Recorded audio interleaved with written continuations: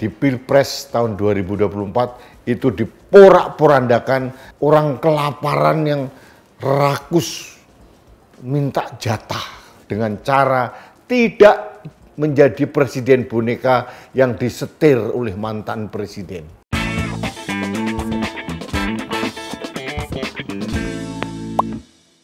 Halo sahabat Main TV, kita bertemu kembali di Rudy's Mind. Main TV tentunya. Main TV bukan main. Nah, saya kali ini akan membahas pasca putusan MK tanggal 22 April yang lalu. Semuanya menutup peluang apapun yang akan terjadi. Akhirnya rakyat Indonesia dipaksa untuk menerima kondisi carut-marut kecurangan yang TSM penyelenggaraan Pilpres tahun 2024. Ini realita. Karena apa? Ternyata hakim-hakim MK hanya mengacu pada legal formal, tidak mau masuk ke dalam, digging atau menggali lebih dalam tentang mens rea, intensitas dari para penguasa yang menggelontorkan bansos, politik gentong babi, pengerahan aparat, semuanya diabaikan. Intinya semua sudah wassalam. Rakyat harus menerima hal itu. Tidak ada pilihan lain. Satu hal yang ingin saya sampaikan bahwa kita harus merasa terluka. Karena akal sehat kita, kewarasan kita diperkosa oleh kekuasaan. Itu satu hal. Karena apa?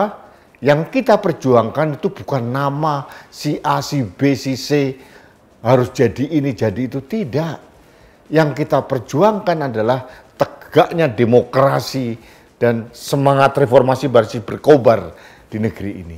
Ternyata di Pilpres tahun 2024 itu diporak-porandakan oleh Presiden Jokowi dan kawan-kawan. Ini fakta dan realita.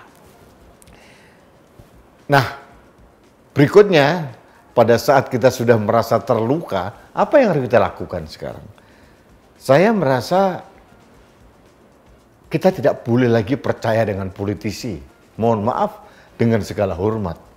Karena apa? Karena pada saat MK bersidang, pengguliran hak angket yang kita dorong mati-matian dengan mengerahkan opini, mengerahkan massa, ternyata tidak ada gaungnya.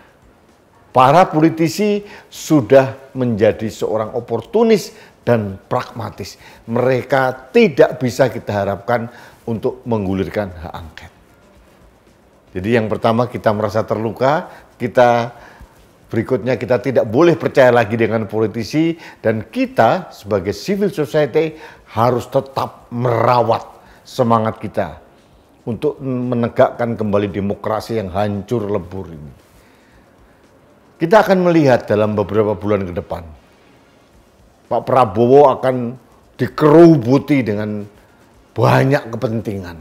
Pak Jokowi katanya minta jabatan Jaksa Agung, Kapolri, partai ini minta ini, partai itu minta itu. Itu seperti orang kelaparan yang rakus minta jatah. Itu yang akan terjadi. Di kabinet Pak Prabowo tidak akan terjadi yang namanya zakon kabinet, kabinet para ahli.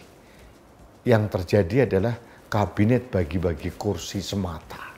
Kecuali satu hal, kecuali seorang Prabowo menegakkan semua kesalahan yang terjadi selama ini dan dia bertindak sebagai seorang patriot, mandiri, independen, dan menggunakan hak prerogatifnya dengan baik.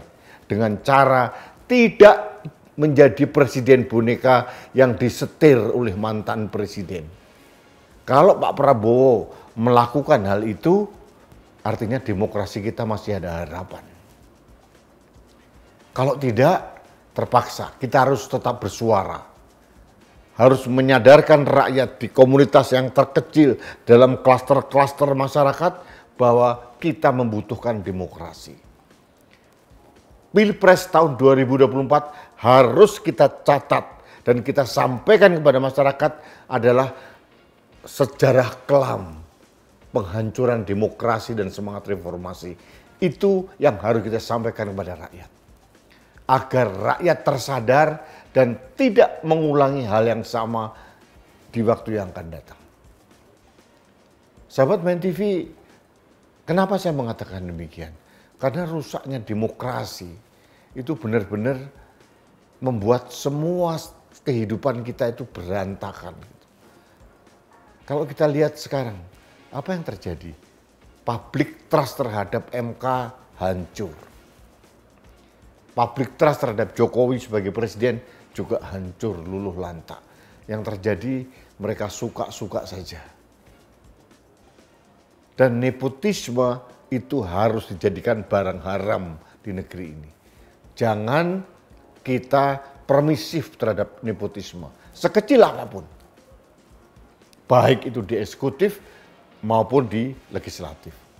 Makanya kemarin saya berteriak kencang pada saat Bobi Nasution, menantu dari Presiden Jokowi, mengangkat pamannya jadi PLH Sekda Kota Medan. Saya teriak kencang, saya protes keras.